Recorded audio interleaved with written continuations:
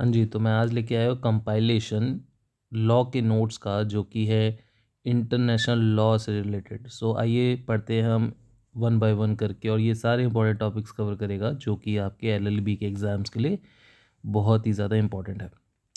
सो सबसे पहले international law के बारे में पढ़ते हैं। कहते हैं लॉ जो होता है वो एक एलिमेंट होता है सोसाइटी का जो कि हेल्प करता है डेवलप करने के लिए फ्रेमवर्क जिसके अंदर राइट एंड ड्यूटीज़ इस्टेब्लिश की जा सकती है।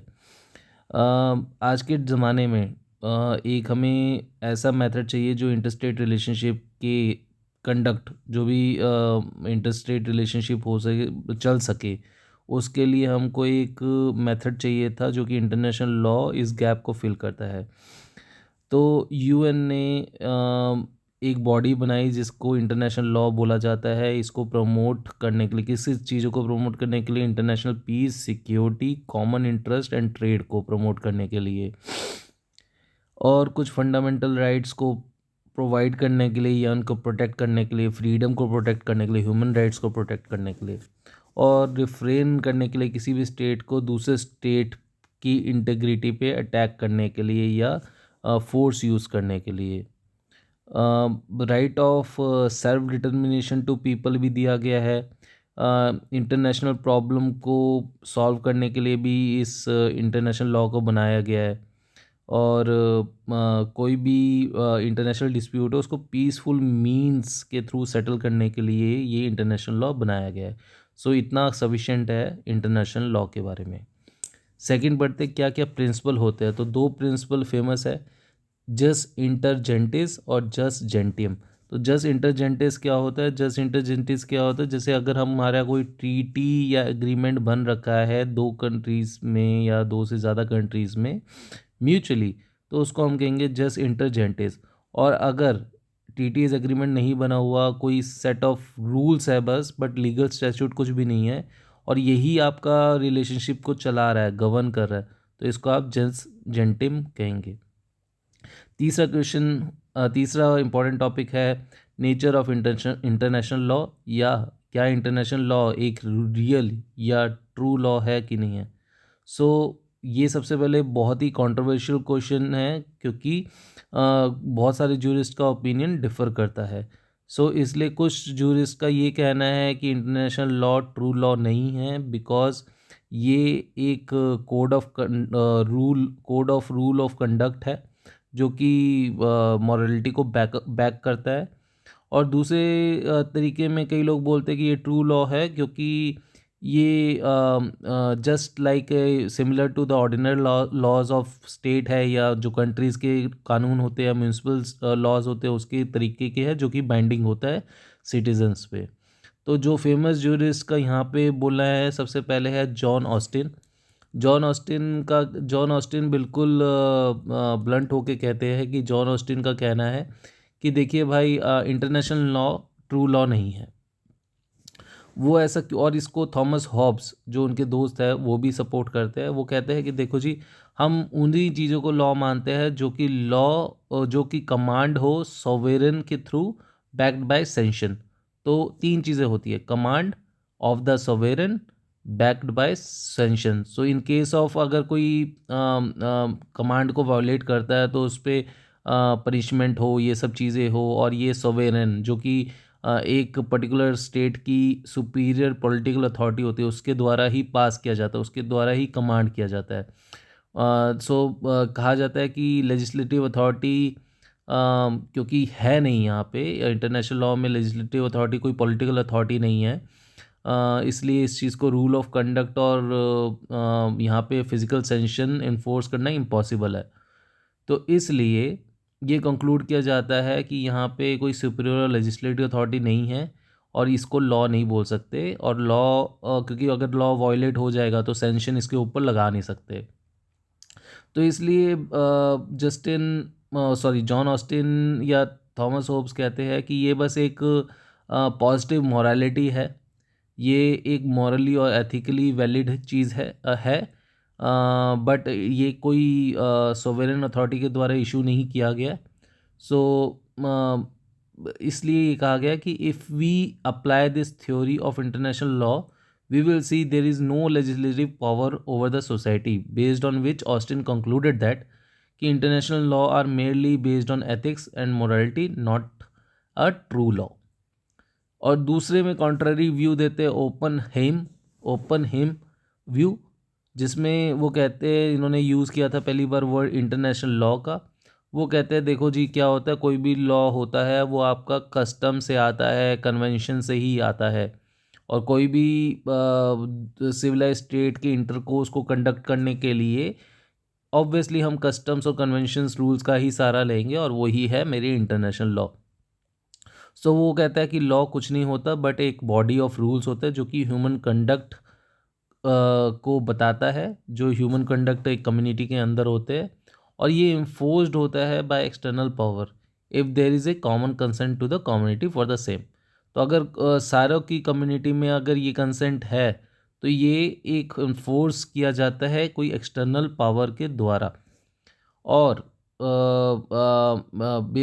इसी इसी पे कहा जाता, इसमें मतलब चार चीज़ें मेन है कि कम्युनिटी होनी चाहिए, body of rule of conduct governing the community होनी चाहिए, कॉमन कंसेंट होना चाहिए, और एम्फोर्स्ड बाय थर्ड पार्टी होनी चाहिए, मतलब एम्फोर्स्ड बाय अदर होना चाहिए, एक्सटर्नल पावर ऑफ एन्फोर्समेंट होना चाहिए वहाँ पे। तो ये सब चीज़ें ओपनहेम बोलते हैं, और ये ओपन कंक्लूजन रिमार्क्स यही कहते हैं कि from this we can conclude that it's not necessary that rules should be enacted by legislative authority within the community for them to be legally binding. तो इसमें कह रहे हैं कि कम्युनिटी भी लीगली बाइंडिंग कर सकता है, और ज़रूरी नहीं है कि लेजिस्लेटिव अथॉरिटी को ही इनेक्ट करना पड़ेगा। तो ये था ओपनहेम का व्यू वर्सेस जॉन ऑस्टिन का व्यू, जो कि एक कहते हैं कि रियल लॉ है और दूसरा कहते हैं रियल लॉ नहीं है। इसके नेक्स्ट चलते हैं international law vanishing point of jurisprudence. तो इसमें ये हॉलैंड या जेरेमी बेंथम का व्यू था। सो जो सर थॉमस एर्स्कीन हॉलैंड, ये जेरेमी बेंथम, ये क्या कहते हैं कि जहाँ पे आपका ज्यूरिस्प्रूडेंस ख़त्म होता है वहीं से आपका इंटरनेशनल लॉ स्टार्ट होता है। तो ये कहते हैं कि देखो जी, ज्यूरिस्प्रूडेंस और आपका इंटरनेशनल लॉ, मतलब आपका लॉ जो असल में होता है और इंटरनेशनल लॉ जो डोमेस्टिक लॉ और इंटरनेशनल लॉ, ये एक opposite side of the spectrum है। ये एक साथ आपको कभी नहीं दिख सकते, hence can never be met. So इसलिए इन्होंने चार बातें मेन बोली। कहते देखो जी, आपके सेम बात जो आपको जॉन ऑस्टिन की बात में बोला था वही आपको सिमिलर लगेगा कि देखिए जी, यहाँ पे सोवरेन अथॉरिटी ही नहीं है to command. So sovereign authority to command नहीं है, मतलब एग्जीक्यूटिव और लेजिस्लेटिव मशीनरी नहीं है। दूसरी बात बोली नो सैंक्शन, अगर हमने इसको वायलेट कर दिया तो कोई सैंक्शन ही नहीं है। तीसरा बोलते हैं एब्सेंस ऑफ जज आर्बिटर टू सेटल डिस्प्यूट, मतलब यहाँ पे पोटेंट जुडिशरी ही नहीं है।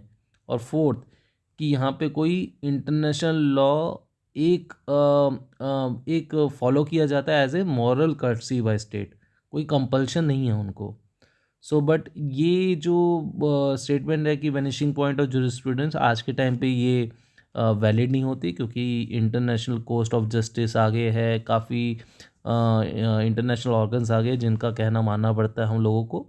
और आज के टाइम पे इसकी सैंक्शंस है। इंटरनेशनल लॉ सिर्फ मॉरल कर्टिसी के लिए यूज़ नहीं किया जाता, ये एक बाइंडिंग हो गया है। और सोवरेन अथॉरिटी भी कहीं ना कहीं सोवरेन अथॉरिटी नहीं है, बट हाँ कहीं ना कहीं एक अथॉरिटी है जो कि इसको एग्जीक्यूटिव और लेजिस्लेटिव मशीनरी प्रोवाइड कर देती है। नेक्स्ट टॉपिक है फिफ्थ, जो कि है major theory of international law. So major theory में तीन इंपॉर्टेंट थ्योरीज है इनकी। फर्स्ट है रियलिस्टिक थ्योरी। रियलिस्टिक थ्योरी ये कहता है कि देखिए जी, हम जो नेशंस है, नेशन या स्टेट्स जो कहते हैं इसको, कि देखिए जी स्टेट्स ही अल्टीमेट सब्जेक्ट है इंटरनेशनल लॉ के। दूसरा आता है फंक्शनल थ्योरी। फंक्शनल थ्योरी कहते हैं देखिए जी, स्टेट नहीं है subject of international law, but जो इंडिविजुअल है उसके अंदर वो है एक सब्जेक्ट इंटरनेशनल लॉ के। सो ये एक सॉरी फंक्शनल नहीं, फिक्शनल। फिक्शनल में कहा जाता है कि इंडिविजुअल्स है जो सोल सब्जेक्ट है इंटरनेशनल लॉ के, और तीसरी थ्योरी आती है फंक्शनल। फंक्शनल में कहा जाता है कि भाई देखो जी, सिर्फ नेशनल भी नहीं है, सिर्फ इंडिविजुअल नहीं है, बट इन दोनों के अलावा अदर एंटिटीज़ भी है जिनको इंटरनेशनल पर्सनैलिटीज़ दिया गया है, ग्रांटेड किया गया है and stated and considered as a subject of international law. तो यहाँ पे तीनों थ्योरी सब्जेक्ट्स की बात करते हैं कि कौन कौन सी चीज़ें सब्जेक्ट्स है। तो रियलिस्टिक थ्योरी में नेशन में फोकस किया जाता है, स्टेट्स में फोकस किया जाता है। फिक्शनल में लोगों को, इंडिविजुअल्स को फोकस किया जाता है, और फंक्शनल में लोगों को भी दिया जाता है, स्टेट्स को भी दिया जाता है, और अदर एंटिटीज़ जो कि इंटरनेशनल पर्सनालिटी ग्रांट की गई है उनको भी तवज्जो दी जाती है, स्टेटस जिनको दिया गया उनको भी तवज्जो दी जाती है। तो ये था major theories of international law. अब आता है six topic, sources of international law, historical और theoretical foundation of international law. तो अब आते हैं कि क्या इंटरनेशनल लॉ के सोर्सेज थे। आपको पता है इंटरनेशनल लॉ एक कॉम्प्रिहेंसिव इन नेचर है और ये अमलगमेशन है वेरियस सोर्सेज का।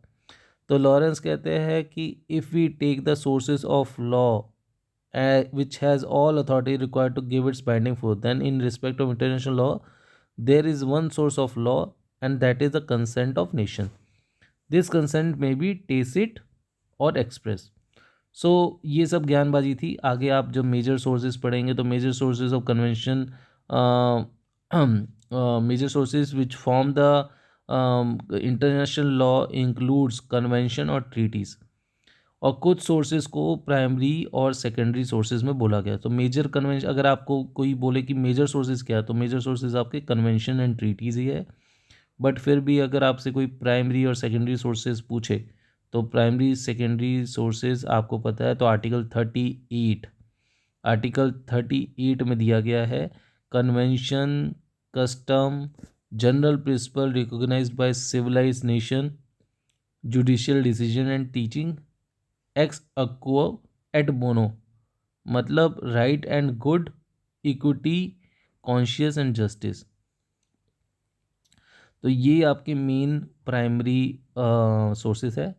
सेकेंडरी ऑफ सोर्सेज भी है जो कि अनऑफिशियल है और एक्सेप्ट नहीं किए गए हैं। वो है decision determination of the organs of international institution, decision of municipal code touching international matter, और रेजोल्यूशन ऑफ इंटरनेशनल कॉन्फ्रेंस।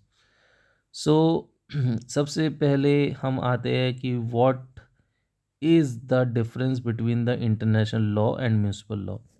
सो क्या होता है, international law majorly concerned with relationship among states होता है, बट म्यूनिसिपल लॉ का रिलेशनशिप इंडिविजुअल का state के साथ, या इंडिविजुअल्स का एक स्टेट के अंदर जो एक इंडिविजुअल का दूसरे इंडिविजुअल के साथ, ये इस पे ज़्यादा फोकस होता है, उसके कंट्रोल करता है रिलेशनशिप को। सेकेंडली जो जो इंटरनेशनल लॉ है, वो law is not above the individual but between the states, and state themselves create the law. But international law state of मतलब ऑफन डिसोबे भी करता है और create law as per their own interest. Whereas municipal law में ऐसी चीज़ें नहीं होती। Law is deemed to be above the individuals, or law of the most of the countries the law is deemed to be above individual। तीसरी बात, sources of both differ। तो article 38 statute of the ICJ is considered as more authoritative statement of the source of law for the public international law। तो ICJ जो है वो authoritative statement of source of law माना गया है public institution international law का। But municipal laws के लिए हायरार्की ऑफ लॉज है which determine the legal commandment is more authoritative than other. तो लीगल कमांडमेंट जो लीगल द्वारा कमांड दी जाती है वो उसको ज़्यादा ऑथोरेटेटिव माना जाता है एज़ कम्पेयर टू अदर चीज़ों के। So instance in many country hierarchy of court establish. तो आपको देखा होगा कि म्यूनिसिपल में कोर्ट्स होते हैं, तो कोर्ट्स के जो जजमेंट्स होते हैं उसको अथॉरिटेटिव वैल्यू दी जाती है और उसके अपॉन में उसी के बेसिस पे नीचे वाले जो कोर्ट होते हैं उसको रिलाई करते हैं। सो इसलिए international law is not as effective efficient as, और एक और ये लास्ट एक डिफरेंस है कि जो इंटरनेशनल लॉ है वो इतने इफ़ेक्टिव या इतने एफिशिएंट नहीं माने जाते जितने इफ़ेक्टिव और एफिशिएंट म्यूनसिपल लॉ फॉलो किए जाते हैं, और इनकी इन्फोर्सिबिलिटी पे भी फ़र्क कहीं ना कहीं आता है। चलिए जी, अब आते हैं नेक्स्ट टॉपिक पे, जो कि है हमारा primary sources of and primary sources and convention. So primary sources की बात कर रहे हैं हम यहाँ पे कि प्राइमरी सोर्सेज क्या होते हैं। तो वो सबसे पहले हम बात करते हैं प्राइमरी सोर्सेज। ये फॉर्मल इन नेचर होता है। ये ऑफिशियल बॉडीज़ के थ्रू आई है, जैसे कि treaties, custom, principle of law. So article 31(1) sub article 31(8)(1) से लेके सी तक आईसीजे स्टैट्यूट का रिकोगनाइज करता है कि backbone of the formal source of international law. So generally इनको हम ऑथोरिटेटिव स्टेटमेंट कहते हैं, source of the source of international law. Article 38 of the statute ICJ Hague Netherland में हुआ था, जिसको जिसको catalogue of international legal sources बोला जाता है। सो फिर से बोलता हूँ, आर्टिकल 38 जो कि आईसीजे हेग नीदरलैंड का, हम उसको ट्रीट करते हैं catalogue of international legal sources. So पहला लीगल सोर्स है कन्वेंशन। कन्वेंशन जिसे हम कहते हैं special type of treaty, article 38 इसको कन्वेंशन बोलते हैं, कई लोग ट्रीटी बोलते हैं, कई लोग प्रोटोकॉल बोलते हैं, कई एग्रीमेंट बोलते हैं, तो पर सब में डिफरेंस है। तो कन्वेंशन आपको समझ आ गया, special type of treaty. Convention और ट्रीटी का मतलब होता है, ट्रीटी का मतलब हम डिटेल में भी नीचे पढ़ेंगे। फिर उसके बाद प्रोटोकॉल का मतलब होता है कि formal method of alteration of treaty. और अब ट्रीटी का मतलब भी समझ लेते हैं। ट्रीटी क्या होता है? ट्रीटी एक रिटन एग्रीमेंट होता है जो कि फॉर्मली राइट किया जाता है। Written agreement like contract between actors. अब एक्टर्स किसको कह सकते हैं? स्टेट्स को भी कह सकते हैं, ऑर्गेनाइजेशन को भी कह सकते हैं, इंस्टीट्यूट भी कह सकते हैं, सेक्ट्रा of international law. And convention are one of the most important source of international law. तो ट्रीटीज़ को भी कन्वेंशन कहा जाता है, इनको पैक्ट भी बोलते हैं, एक्सचेंज ऑफ लेटर्स भी बोलते हैं, प्रोटोकॉल भी होते हैं, कवेनेंट भी बोला जाता है। These conventions can be multilateral और बायलेटरल। मल्टीलेटरल कन्वेंशन आपको पता है, जहाँ पे ये यूनिवर्सली एप्लीकेबल होते हैं, generally applicable of the law होते हैं। बट बायलेटरल में सिर्फ दो स्टेट्स को इन्वॉल्व किया जाता है और दो स्टेट्स के साथ डील होती है, और पर्टिकुलर मैटर ऑफ कंसर्न से रिलेटेड ही होता है। जैसे ऐसा नहीं होता जेनरिक टाइप का, इसमें पर्टिकुलर मैटर जो होता है उसी से रिलेटेड डील होती है।